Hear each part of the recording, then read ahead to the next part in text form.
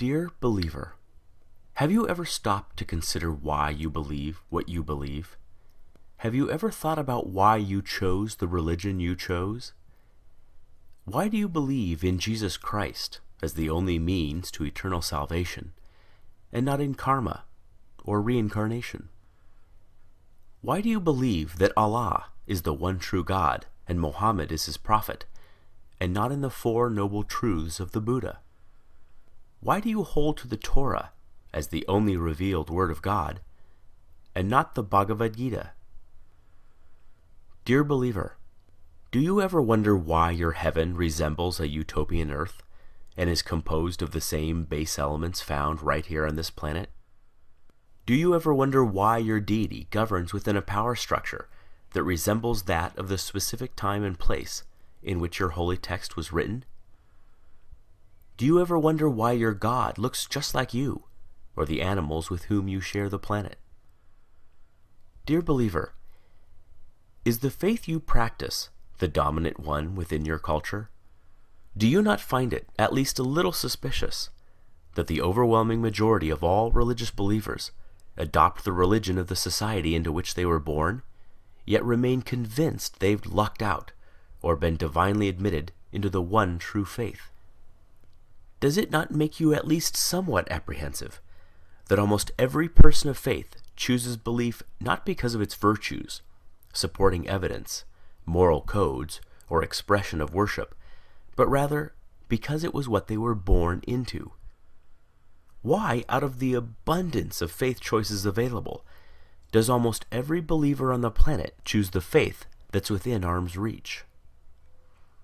Are you a Christian because you were born in America or Europe? A Muslim because you were born in Saudi Arabia or Indonesia? A Buddhist because you were born in Japan or China? A Hindu because you were born in India? Can it be that faith is, in almost every case, just an accident of geography? Do you sincerely believe that had you been born in another country, you'd undoubtedly still be practicing the same faith you now embrace? Dear believer, is the faith you practice that of your parents and their parents before them? Is it the first to which you were exposed? Did you know that nearly all religious devotees end up believing what they were taught to believe by their parents?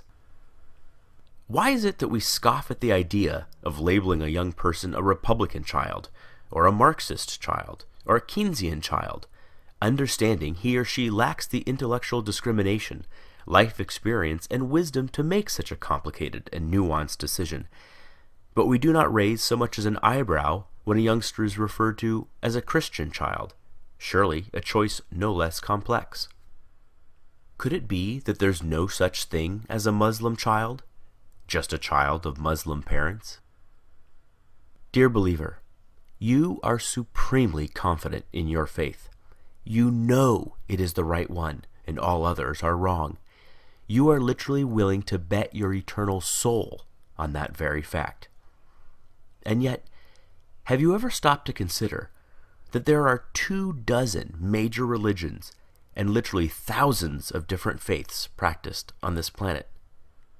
Did you know that within Christianity alone, there are more than 45,000 different denominations, each claiming to understand ultimate truth better than all the others? Do you realize that each member of every faith practiced is just as devout, just as sincere, and their conviction every bit as sure as yours? Did you know they too read infallible holy texts, have airtight apologetics, have experienced miracles, feel God's presence, sense His still small voice, obediently follow His perfect will for their lives, love Him indescribably, and can defend their belief with the same fervency as you do yours? And yet, since every religion is mutually exclusive and contradicts the others in matters both large and small, they cannot all be right. Right? You know, you just know, your faith is the exception. And yet, if every member of every faith feels just as you do, what are the odds you're right? Dear believer, I've often been told that my unbelief is a guarantee of missing out on heaven and ending up in hell. But who's heaven? Who's hell? I've often been told that I should, just to be safe, accept God. After all, what have I got to lose? But who's God? Given so many options, aren't I more likely to choose incorrectly? Might not I be better off wagering on no God rather than on the wrong God? You put it to me, what if you're wrong? But what if you're wrong? What if, rather than Jehovah, Allah is the one true God, or Shiva, or Wu-Tan, or some god on the other side of the planet you've never even heard of yet? The truth is, you already know what it's like to be an atheist in regards to every other faith but your own.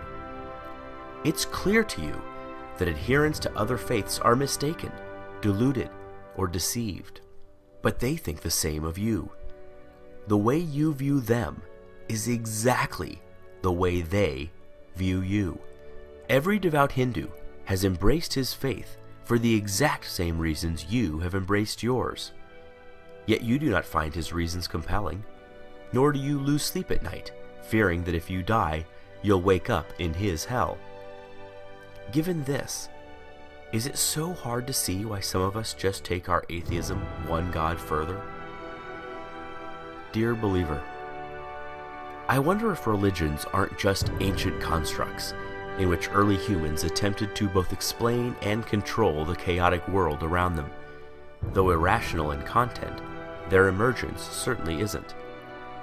We do not blame our ancestors for inventing religion. There is no shame whatsoever in stumbling when you are blind, or failing to properly construct a puzzle in the dark. But we no longer live in the dark. Science is ablaze in our world and illuminates our way, dissipating shadows and exposing even the deepest of crevices. We no longer live in the cave. We have crossed the valley, scaled the mountains, and have begun to make out the magnificent vista on the other side. We no longer require comforting stories to make us feel safe or valued. Is it not time that our beliefs match our discoveries?